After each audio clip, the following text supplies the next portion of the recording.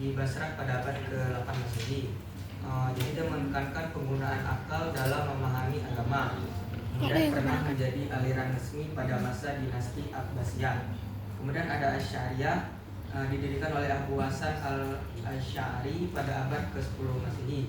Muncul sebagai jalan tengah antara rasionalisme, Mu'tazilah dan tradisionalisme. Kemudian menjadi salah satu aliran utama Ahlul Sunnah wal Jamaah. Kemudian ada Maturidiyah, didirikan oleh Abu Mansur al-Maturidi di Samarkand, menyeimbangkan penggunaan akal dan wahyu, dan banyak dianut oleh pengikut mazhab Hanafi. Kemudian terakhir ada Ikhwan al-Syafa. Jadi Ikhwan al-Syafa ini kelompok filsuf muslim abad ke-10 Masehi di Basra. Jadi dikenal melalui karya Rasail Ikhwan al-Syafa. Jadi mereka ini menggabungkan filsafat, ilmu pengetahuan, dan spiritualitas. Kemudian ada keyakinan dan doktrin utamanya. Jadi di Mu'tazilah ini mereka menekankan tauhid dan keadilan Tuhan. Kemudian manusia memiliki kebebasan penuh dalam bertindak. Dan mereka mengajarkan 5 prinsip utama atau al-usul al-khamsah. Kemudian Asy'ariyah, mereka ini wahyu sebagai sumber utama kebenarannya. Akal digunakan untuk memahami wahyu tersebut. Kemudian mengajarkan konsep khalq atau usaha manusia dalam kehendak Allah. Kemudian Maturidiyah, akal dapat mengenal Tuhan dan membedakan baik dan buruknya. Kemudian wahyu tetap menjadi pedoman utama. Kemudian manusia memiliki kebebasan terbatas dalam kehendak Allah. Terakhir ada Ikhwan al-Syafa, mereka menekankan persaudaraan, ilmu, dan kesucian jiwa. Kemudian menggabungkan ilmu pengetahuan dengan spiritualitas. Dan mereka alam dipandang sebagai kesatuan material dan spiritual. Kemudian sini ada pemikiran pentingnya. Jadi di Mu'tazilah ini akal menjadi alat utama memahami agama. Kemudian manusia bertanggung jawab atas perbuatannya menggunakan metode penafsiran rasional atau takwil. Di Asy'ariyah mereka memerlukan akal dan wahyu secara seimbang, kemudian menjaga keseimbangan antara rasionalitas dan keimanan. Kemudian di Maturidiyah sini akal penting, tetapi tetap membutuhkan bimbingan wahyu. Kemudian menekankan tanggung jawab manusia dan keseimbangan berpikir. Kemudian di Ikhwan al-Syafa, mereka mengembangkan pandangan holistik tentang alam semesta, mengumumkan Tuhan, manusia, dan alam dalam satu kesatuan. Kemudian ada pengaruh terhadap pemikiran Islam. Di Mu'tazilah, orang mendorong pemikiran rasional dan kritis, kemudian memperkaya kajian ilmu kalam. Di Asy'ariyah menjadi dasar teologi Sunni, sebenarnya tetap relevan karena pendekatannya yang moderat.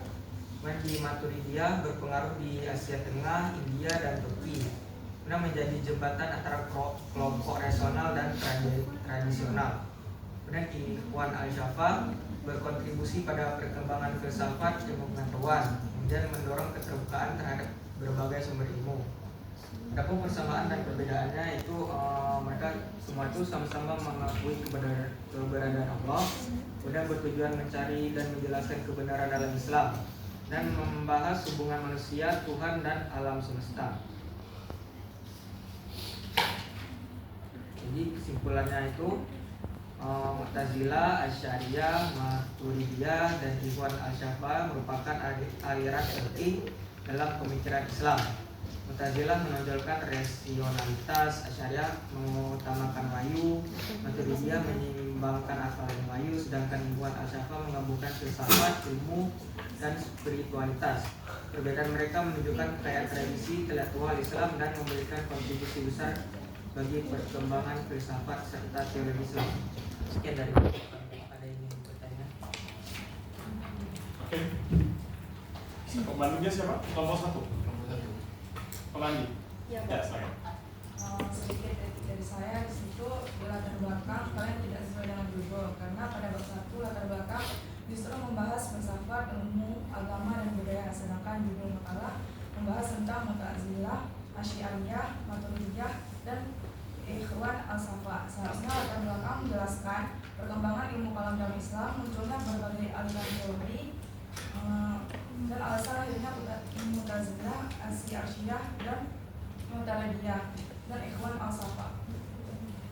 Ada lagi? Saya kok satu banding. Kembali saya. Jadi di pertemuan pertama kita sudah membahas kalau misalnya di makalah itu tidak ada kata pengantar dan daftar isi, tapi kelompok 15 memasukkan daftar isi dan kata pengantar. Dan di cover kata penulisan namanya seharusnya disejajarkan. Dan di kelompok 15 ini tidak sejajar, dan di bawah nama dosen ada kesalahan mungkin ketik ya. Sekian dari saya. Baik, ada lagi? Semua lagi? Oke. Ya. Mengapa Mu'tazilah lebih menekankan akal daripada wahyu dalam memahami ajaran Islam, dan apa dampaknya terhadap pengembangan pemikiran Islam? Baik. Kenapa lebih mengedepankan akal dibandingkan dengan wahyu? Dalam perspektif Menurut pemakalah, apakah penggunaan akal yang sangat dominan seperti dalam Mu'tazilah dapat menimbulkan masalah dalam memahami agama? baik. Ada lagi ketiga.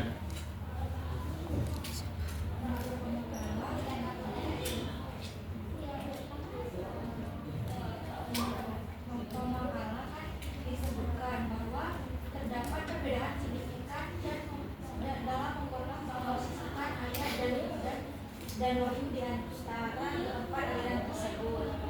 Coba bandingkan posisi akal menurut Mu'tazilah dan aliran Asy'ariyah. Paham?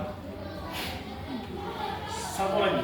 Apakah perbedaan antara Mu'tazilah, Asy'ariyah, dan Maturidiyah terjadi karena perbedaan dalam memahami wahyu, atau karena setiap aliran sebenarnya dipengaruhi oleh kondisi sosial, politik, dan kepentingan zamannya?